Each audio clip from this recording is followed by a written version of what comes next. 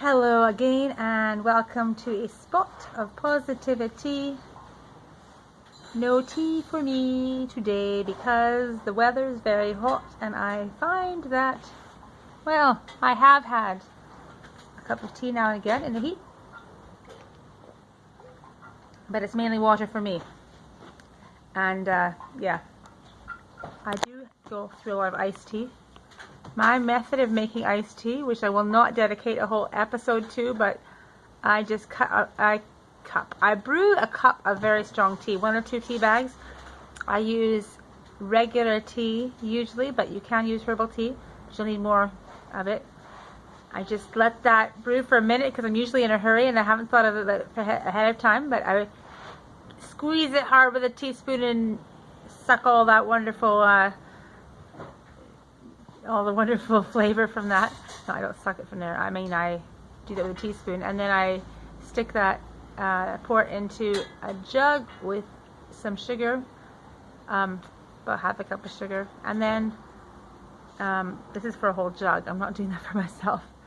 And then I have mint, which we have plenty of here in Cyprus. I put some mint leaves in, a good squeeze of lemon, and I fill it up with cold water and ice, give it a big stir with a wooden spoon, and you have a nice pitcher of iced tea, jug of iced tea. Very, very, very good and easy. You could do it with sugar-free, which would be no sugar, but the lemon is always helpful. And we have people here with lemon trees, which is a huge blessing. So I get a lemon from one of my friends or from the shop, and I get a lovely, lovely iced tea out of that. Anyway, enough said about tea. I was thinking Tuesday, hair today, Tuesday. So hair today, gone tomorrow, my dad used to say when he lost his hair, because dad jokes are like that. Anyway, hair. I am a hairdresser. You can't always tell by looking at my hair, but I have plenty of ideas about hair and how to cope with hair. I have a friend that lives in England called Karen, and she has thought of a clever idea. She's a hairdresser, and she has something called the Happy Hair Booth on Facebook, and she has her clients writing into her right now during lockdown time and telling of their hair problems and everything, and they write them in and she gives them solutions. So I think just a little shout out to Karen, who's doing a really, really cool thing there, and I just think that's great. There's a lot of funny things that happen right now with hair. I saw a really hilarious picture with Mona Lisa, and it said Corona Lisa, and she had like big white roots, which you can see I have a little bit of rootage going on there myself. This is what it's like when you're at home and you don't get your colors done in time. And I noticed that someone had written into my friend Karen and said, what should I do with my hair color right now? You know, do I color it myself out of a box? And Karen said, no, live a little while longer and see how it goes. I mean, there is touch-up stuff you can do with sort of like kind of powdered makeup kind of stuff. You can put a little bit of that on. There's lots of things you can do, but don't go do it yourself, because even though you're very good at it, if you've been doing it about yourself, fair enough, all the time, then do it yourself because you know what you're doing. But if you haven't been, then it's not that all the products are so terrible. It's just that what they give you to develop the color isn't actually custom made for the color that you have in your hair. So it might not lighten it as much as you'd like. I've had that happen, even though I'm a hairdresser. So I wouldn't like to do that.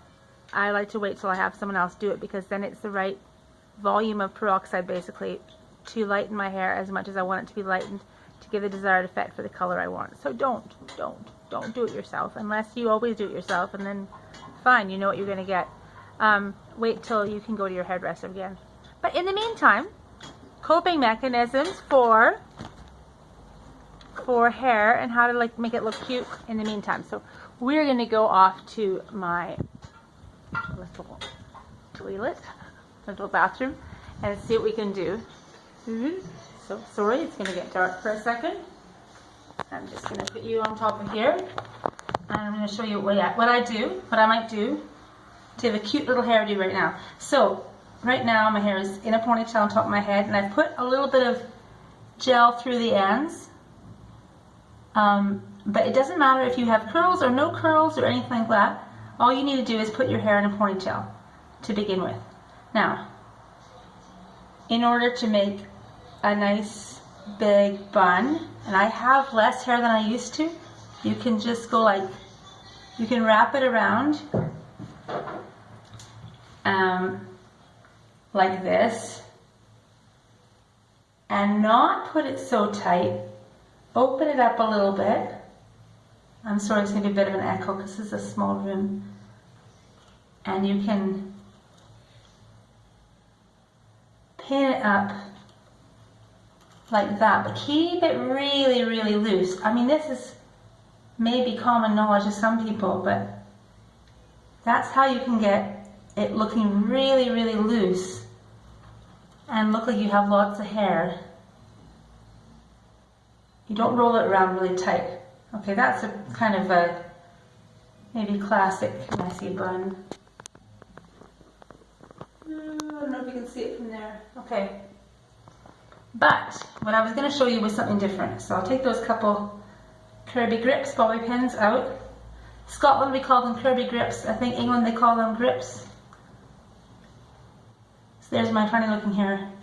Right, so this is kind of a fun little thing to do. So take a little strand of hair, right? Wrap it around your finger and make yourself a curl, right? And just secure that curl. Very unprofessional to put it in your mouth, but it's just you.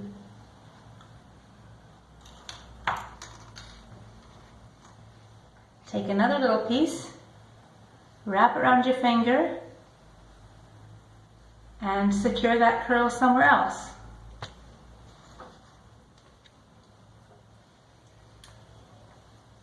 So this can be done really, really, really randomly.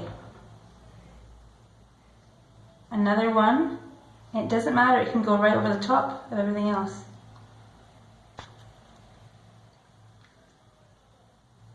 And like I say, you don't have to have curly hair.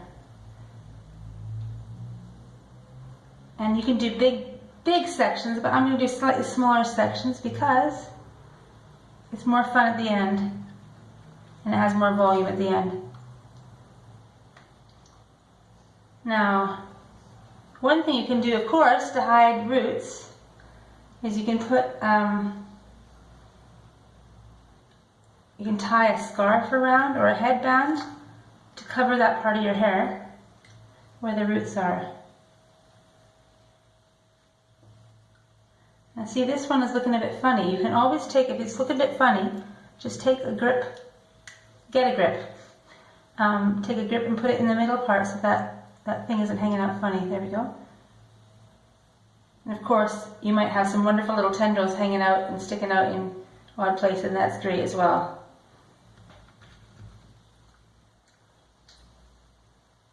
So I'm just doing this thing over and over again. I still have a little bit to go here. My ends look a bit frazzled. They need a little trim. And also the weather is so hot right now and dry that my ends are getting a little dry. So I'm trying to keep on moisturizing, conditioning them. Here's my last little bit. Wrapping it up again for the last thing. Make sure that you put some in the other direction. There goes my phone. I'm doing this live, so it's just what you see is what you get. I'm going to do this last little thing, clip it in, and then I'll show you how it looks, alright?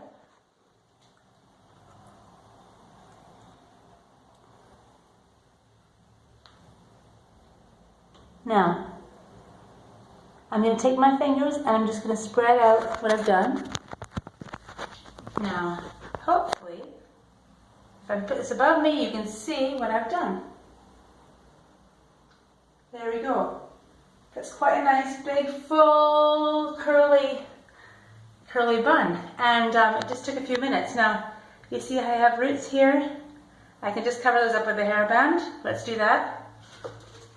I'm just going to put this down here for a second. I've got my handy dandy buff thing. Woohoo!